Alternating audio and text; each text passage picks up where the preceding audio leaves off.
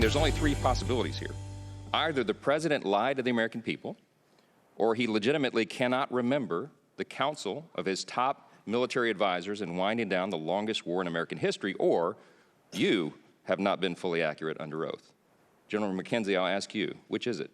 I'm going to be very direct. I cannot share advice I give the president, and I will not do that. I believe the appropriate level of our forces in Afghanistan should have been 2,500.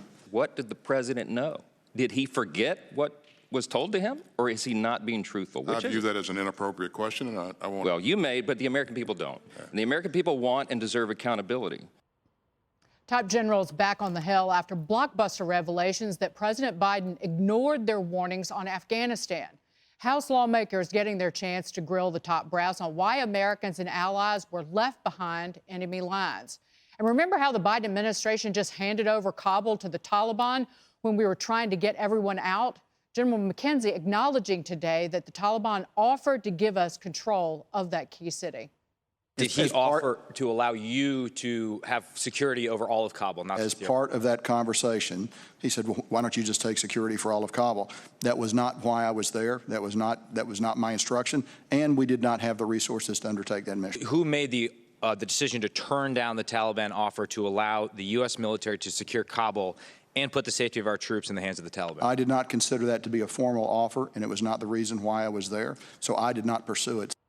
Dan, what'd you make of it today? There's a couple of takeaways from this. First, I think the Wall Street Journal had the best take this morning on Biden. Here's a real problem with Biden here. He wants to take credit for the pullout, which a lot of Americans agree, me included. I didn't think we should be there forever, correct? But what he doesn't want to do is he doesn't want to take credit for the way in which he decided, he's the commander-in-chief, right?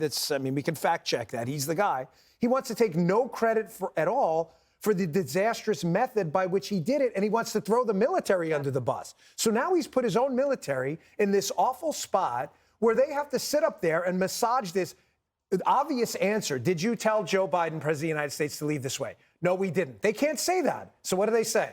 Well, he may have heard it. He may have heard it wrong. We said this. Maybe he heard a euphemism for it. This is like it's so cowardly. Why not just come out and say, listen, I made a mistake. I wanted to get out. Maybe I cared a lot about the lives of the people. I'm giving this guy this is insane. Political advice. I lost my run for office, right? So here's the thing. You just say, I made a mistake. We screwed up. We're going to rectify it. We're going to get our people out. And one other thing, I heard Milley today, too. Caller to my radio show said this. I thought this was great. He called up in the end. He goes, listen, this Milley character. He goes, this guy, so he says he called China. That he was going to warn him about a nuclear attack. He goes, someone should ask Milley. I hope someone in Congress is listening. Did they warn you about the whole Wuhan virus thing in advance? Oh, they didn't. So it's a one-way street. I thought that was pretty good, too. But those are my two takeaways. Biden's really screwed this thing up. Dana, the biggest takeaway, it might be the biggest ticket item. Either Biden lied or he doesn't remember. Well, and I think that if you go back, we all knew that this was probably going to be what came out of this, because for months, the media had been reporting that President Biden was quite proud of the fact that he had overrun the generals. And they were planting stories like that all around. And the military was planting stories saying, we're suggesting a force of 2,500 stay. So we all knew that that was the case. So when George Stephanopoulos does the interview with President Biden, he knows, because he says, you mean nobody told you that? And Biden says, George's question is, your military advisors advise us. And Biden says, no, they were split. They weren't. Those three weren't. But who might have been?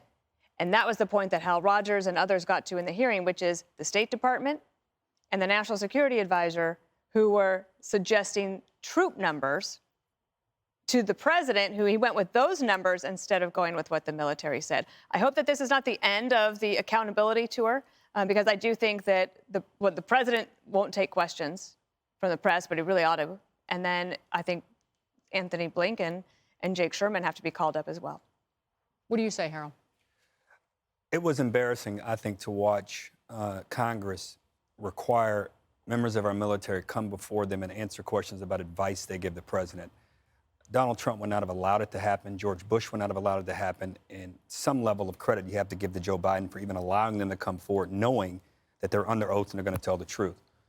Two, I was looking forward to this hearing, not to politicize and relitigate the politicization of what happened there. I was more interested in, now that we are where we are, what do you guys think we should be doing for our over-the-horizon strategy? Are you persuaded that the president is right? Because we have a civilian-controlled military Their role in our military is with the president to be his advisor, and the president ultimately will be held responsible. Why? Because his party will have a midterm election in a year and a half or less, or a year and a quarter, and he will be up for re-election, and he will have to stand before the voters, not the generals. Yep. I would urge my old friends there, stop beating up on Milley and Austin and McKenzie. These men are doing their jobs. They gave the advice that they gave, and President, if you want to quarrel with Biden. It was his decision. Now, for those who want to still be in Afghanistan and have 50,000 troops, you should just say that.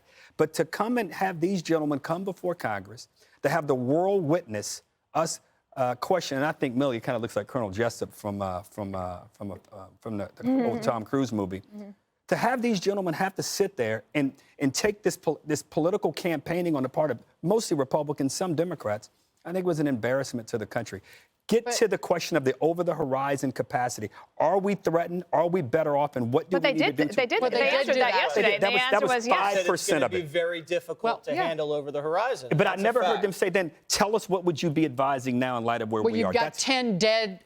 You've got 10 dead civilians because of a faulty drone They'll strike. just say, That's I'm not just going to talk horizon. about it behind closed doors. That's how they get out of it. It's not just one lie.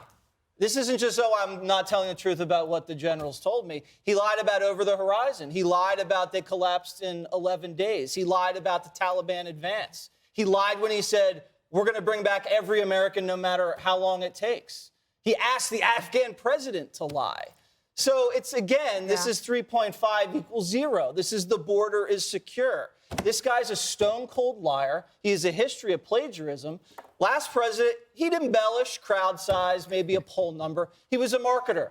Biden's just a straight-up liar, okay? And everybody needs to know that now. We've learned a lot about him over these last 8 months, and you can't disguise the fact. You also can't disguise the fact that the U.S. military, to say that you train these guys to depend on you and your technology for 20 years and then pull out all the technology and the personnel and expect them to be able to hold up. And then blame them. And then blame them for collapsing so they didn't have the will to fight. No, they didn't have the tools to fight. You didn't train them the right way.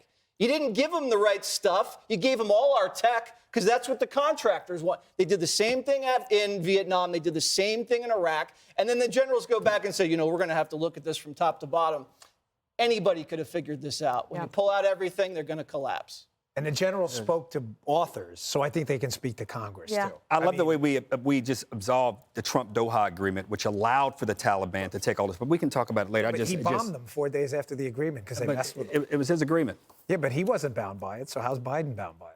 The Taliban had already taken those provinces. We'd have had to send 40 to 50,000 more troops. 4 days later. No, not 40 to 50. And nobody wants 50,000 troops. 2,500 troops cannot. Anyway, You don't need 50. The We need You another need some segment. airstrikes. That's what you need, Harold. The need another catastrophic segment. failures starting in the spring at every turn. Biden had the opportunity to slow down, turn off, stop. He ignored everyone.